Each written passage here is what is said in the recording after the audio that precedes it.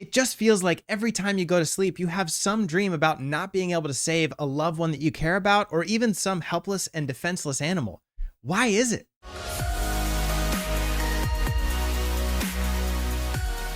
You're probably wondering if these dreams about not being able to save someone that's in danger or losing a loved one are premonition dreams and you need to be scared, or if it has some symbolic meaning that may be important to your mental health.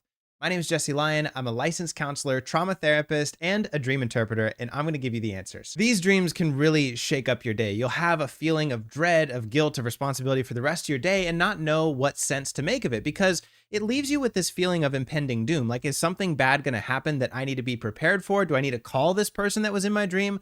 Or is this about me? Well, when we're looking at dreams, as a dream therapist, we always look at dreams on two levels: internal versus external. Now, externally, there may be something that you're recognizing, like a friend of yours is headed for some kind of disaster or some kind of problem in their life, and your mind is processing this disaster that they're about to run into. So it very much can be about that, but that's probably like 10% of the time. The other 90% of the time, it has a meaning that you absolutely need to pay attention to. Now, I stumbled across this topic for dream interpretation because of a thread posted by Nadia over on Instagram Threads. If you're not on Instagram Threads, go follow me over there. And while you're at it, hit subscribe down below if you want to learn more about dreams and what they mean.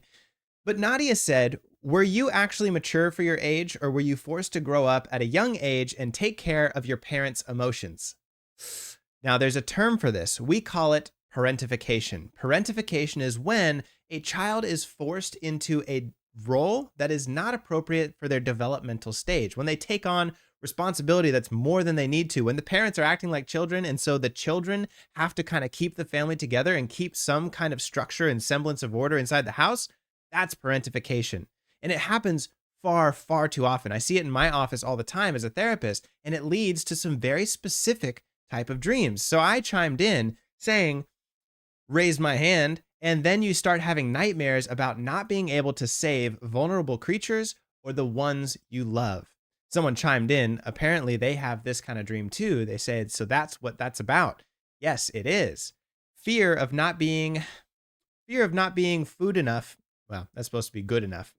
Fear of not being good enough because we were never allowed to be vulnerable children.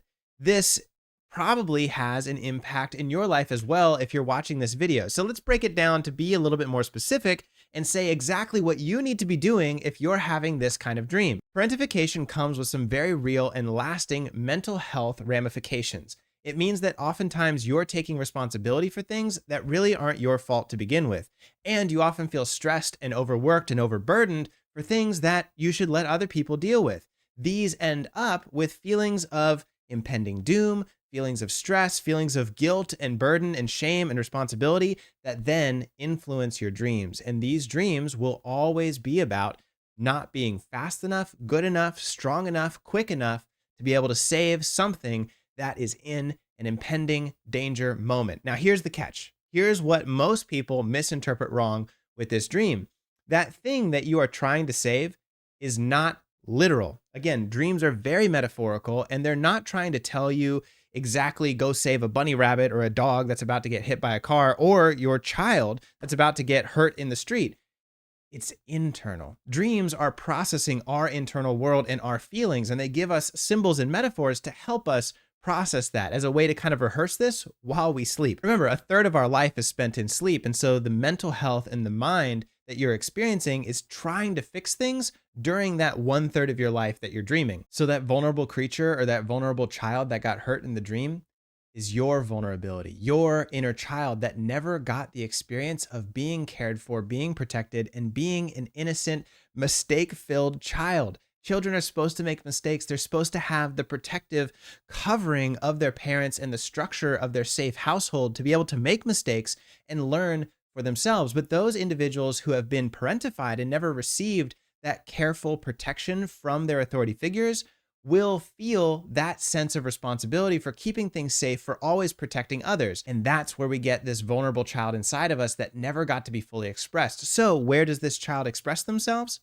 In our dreams. And so we'll have these visions. And so I hope that the next time you're thinking about this and you wake up from this dream, you don't think, oh my gosh, what am I not doing good enough, and become stressed the rest of the day. Instead, think to yourself, wow, my mind is showing me yet again, I am putting myself in a responsibility position when I just need to be caring for my own inner child. So here are my two best pieces of advice. Number one, when you're in a situation where you start to feel stressed and your dreams start to trend back in this direction of not being strong enough to save some vulnerable creature, that should be a warning sign to you that you have probably run into a situation in your life where you are trying to do more than you really should. Remember, when we talk about especially substance use disorder, we talk about the circle around our own feet. The only person that you can help is the person inside that circle. And oftentimes we will experience intense anxiety, depression, and stress because we're trying to keep other people inside of our circle when we have no real ability to help or save them. They have to save themselves.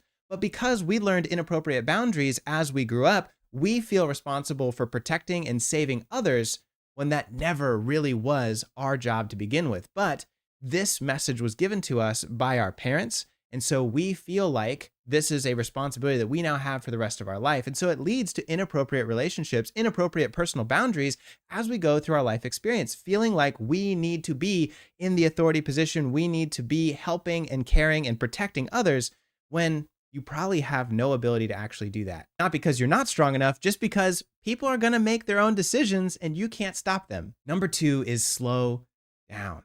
Take some time to care for that inner child. You need room in your life to make mistakes. You need room in your life for silence, for patience, for creativity, where you're not stressed and pushing yourself to the limit every single day, but time where you can rest, relax, and be cared for the way that a parent is supposed to care for their child and give them that space of comfort, structure, and protection. You now, unfortunately, have to do that for yourself, even though it probably was not modeled for you in a healthy way. If you don't, you will end up with repeated dreams. And please, I would love to know if this is you, you have these repeated dreams about not being able to protect vulnerable people or creatures. Put it in the comments down below. I'd love to have a greater conversation about this because those repeated dreams are a sign that this is a continued problem in your life that you haven't faced yet or made significant progress in overcoming. And so it's not your mind trying to be an asshole to you. It's your mind saying, hey, we still have this issue that is causing just trauma and horrific chaos inside of our life. And it's time to take some steps to care for that inner child, create some space and some peace that you deserve that you probably haven't gotten at all in your life. If this is you, I'd love to be able to talk more. Discord link is down below. Please like and subscribe the video, and I'll see you in the next one, guys. Remember, your mind's not against you. It's just misunderstood. I'm here to help you figure that out. Bye.